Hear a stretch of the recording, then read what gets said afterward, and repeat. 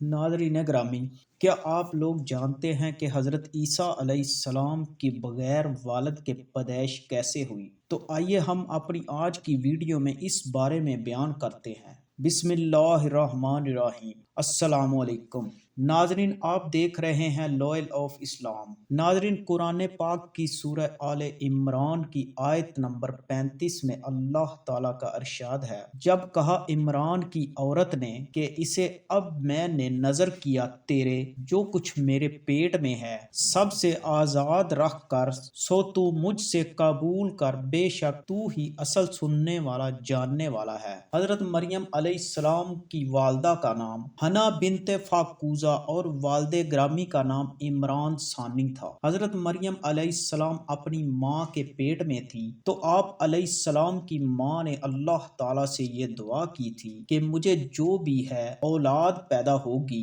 میں اس کو مسجد اقصی کی خدمت میں پیش کر دوں گی۔ جب لوگوں میں یہ رسم و رواج تھا کہ بیٹوں کو اللہ کی نظر کیا جاتا تھا تو اس کو شادی کرنے کی اجازت نہ ہوتی تھی۔ جب کسی لڑکے کو اللہ تعالیٰ کی نظر کیا جاتا تھا وہ شادی نہیں کرتا تھا بلکہ وہ ہر وقت اللہ کی یاد میں مصروف رہتا تھا۔ خدا کی کرنی ایسی ہوئی کہ حنا بنت فاقوزہ کے حمل سے ایک لڑکی پیدا ہوئی جس کا نام مریم رکھا گیا، لیکن لڑکی کی پیدائش سے حضرت بی بی مریم کی والدہ پریشان ہو گئی کہ اب میں اپنی نظر کیسے پوری کروں گی، کیونکہ رواج کے مطابق صرف بیٹوں کو ہی مسجد اقصی میں اللہ کی نظر کیا جاتا تھا۔ ابھی وہ اسی پریشانی میں تھی کہ انہیں ایک غیبی آواز سنائی دی جس نے ان کی پریشانی کو خوشی میں بدل دیا۔ وہ آواز یہ تھی کہ ہم نے تمہاری لڑکی کو ہی قبول کر لیا ہے۔ حضرت حنا نے لڑکی کا نام مریم اس لیے رکھا تھا کیونکہ آپ کو مسجد کی خدمت کے لیے قبول کر لیا گیا تھا۔ مریم کے معنی خادمہ کے ہیں۔ بعض زبانوں میں مریم کے معنی بلند مرتبہ اور عبادت گزار کے بھی لیے گئے ہیں۔ حافظ ابن حجر عسقلانی لکھتے ہیں کہ حضرت مریم کی پیدائش سے پہلے ہی ان کے والد گرامی کا وصال ہو گیا تھا۔ فتح الباری اس دور کے قاعدے کے مطابق جس بچے کو مسجد اقصی کے لیے نظر کر دیا جاتا تھا اس بچے کو بچپن میں ہی مجاوروں کے حوالے کر دیا جاتا تھا۔ اس طرح حضرت مریم کو مسجد اقصی کے مجاوروں کے پاس لے جایا گیا تو ان میں اختلاف پیدا ہو گیا کیونکہ ہر کوئی یہ چاہتا تھا کہ حضرت عمران اور حضرت حنا کی اولاد کی تربیت ان کے ذمہ لگائی جائے۔ حضرت مریم کے والدین بہت ہی نیک تھے۔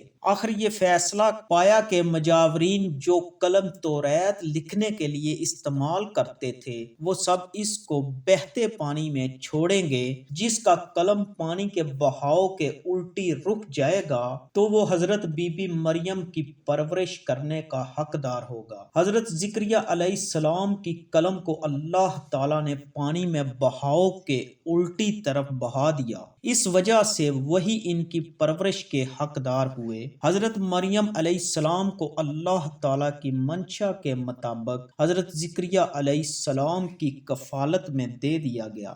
حضرت زکریا علیہ السلام کی بیوی حضرت مریم علیہ السلام کے رشتے میں خالہ تھی۔ ماں کے علاوہ خالہ سے بہتر پرورش کون کر سکتا تھا؟ جب اللہ تعالیٰ نے بی بی مریم کو اپنی بارگاہ میں قبول کیا تو بیت المقدس میں ان کے لیے ایک حجرہ تعمیر کر دیا گیا۔ حضرت بی بی مریم علیہ السلام سارا دن اور ساری رات اللہ تعالیٰ کی عبادت میں مشغول رہتے۔ اللہ تعالیٰ کے حکم سے حضرت مریم علیہ السلام کو ان کے حجرے میں ہی بے موسم پھل عطا کیے جاتے تھے۔ جب حضرت زکریا علیہ السلام نے حضرت مریم کے حجرے میں بے موسم پھل دیکھے تو آپ نے اللہ کی بارگاہ میں دعا کی، یا اللہ، جس طرح تو مریم کو بے موسم پھل عطا کرتا ہے اس طرح تو مجھے بھی اس عمر میں اولاد کی دولت سے مالا مال فرما۔ حضرت زکریا علیہ السلام اس وقت بہت بوڑھے تھے لیکن ان کی کوئی اولاد نہ تھی۔ اللہ تعالیٰ کو حضرت زکریا علیہ السلام کی یہ دعا بہت اچھی لگی تو اللہ پاک نے انہیں ایک بیٹا عطا فرمایا جس کا نام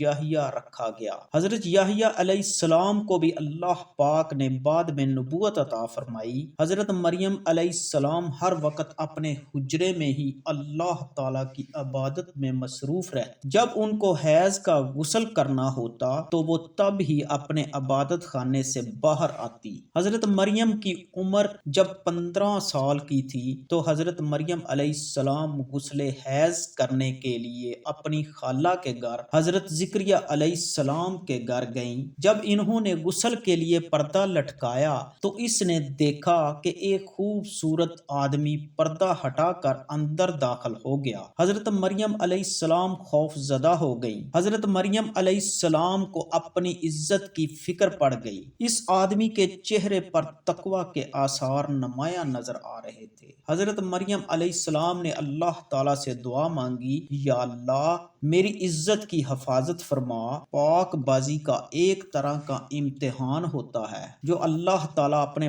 خاص بندوں کو آزمانے کے لیے اس امتحان میں ڈالتا ہے۔ حضرت مریم علیہ السلام کو پریشان دیکھ کر اس بندے نے فرمایا، اے مریم مجھ سے ڈرو مت، میں اللہ تعالیٰ کا بھیجا ہوا فرشتہ ہوں۔ میں آپ کو ایک پاکیزہ بیٹے کی ولادت کی خوشخبری دینے کے لیے آپ کے پاس تشریف لایا ہوں۔ فرشتے کی بات سن کر حضرت مریم علیہ السلام نے رونا شروع کر دیا۔ حضرت مریم علیہ السلام نے فرمایا کہ یہ کیسے ممکن ہے، میں تو ابھی کنواری ہوں، مجھے تو کبھی کسی مرد نے ہاتھ تک نہیں لگایا، مجھے بچہ کیسے ہو سکتا ہے؟ میں بدکار عورت نہیں ہوں، میں ایک پاک صاف عورت ہوں، مجھے ہاتھ لگانے کی کوشش بھی مت کرنا۔ حضرت مریم علیہ السلام کی بات سن کر حضرت جبرائیل علیہ السلام نے کہا کہ یہ اسی طرح ہوگا جس طرح اللہ تعالیٰ نے حضرت آدم علیہ السلام کو بغیر والدین کے پیدا فرمایا تھا، پھر حضرت حوا علیہ السلام کو مرد کی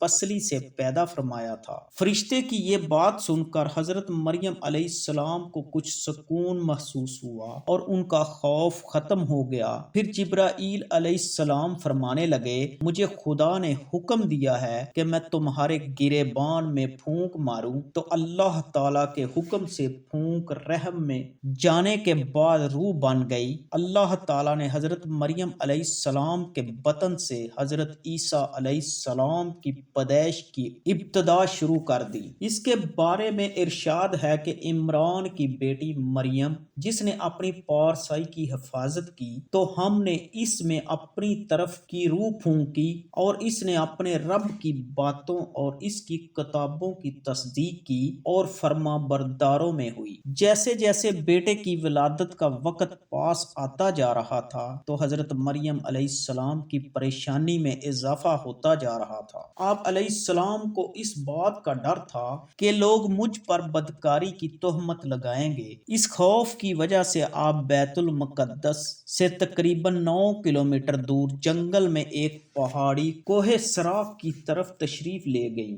بعد میں اس جگہ کو بیت اللحم کا نام بھی دے دیا گیا۔ وہاں جا کر حضرت مریم علیہ السلام ایک کھجور کے درخت کے ساتھ ٹیک لگا کر بیٹھ گئی۔ وہاں بھی حضرت مریم علیہ السلام کو یہ خوف تھا کہ میں اپنے رشتہ داروں اور قبیلے کے لوگوں کو کس طرح سے مطمئن کروں گی، لوگ مجھے بدکار عورت سمجھیں گے۔ جیسے ہی حضرت عیسیٰ علیہ السلام کی ولادت ہوئی تو حضرت جبرائیل علیہ السلام نے وادی کے نیچے سے آواز دی، اے مریم پریشان نہ ہو، تمہارے پروردگار نے تمہارے قدموں تلے ایک چشمہ جاری کر دیا ہے، اور ذرا اس کھجور کے درخت کو ہلاؤ، دیکھو یہ تمہارے سامنے تر و تازہ کھجوریں گرا دے گا۔ اب تم اطمینان کے ساتھ یہ تازہ کھجوریں کھاؤ، چشمے کا پانی پیو اور بچے کو دیکھ کر اپنی آنکھیں ٹھنڈی کرو، اور اگر تمہیں کوئی انسان نظر پڑ جائے تو اشارے سے کہہ دینا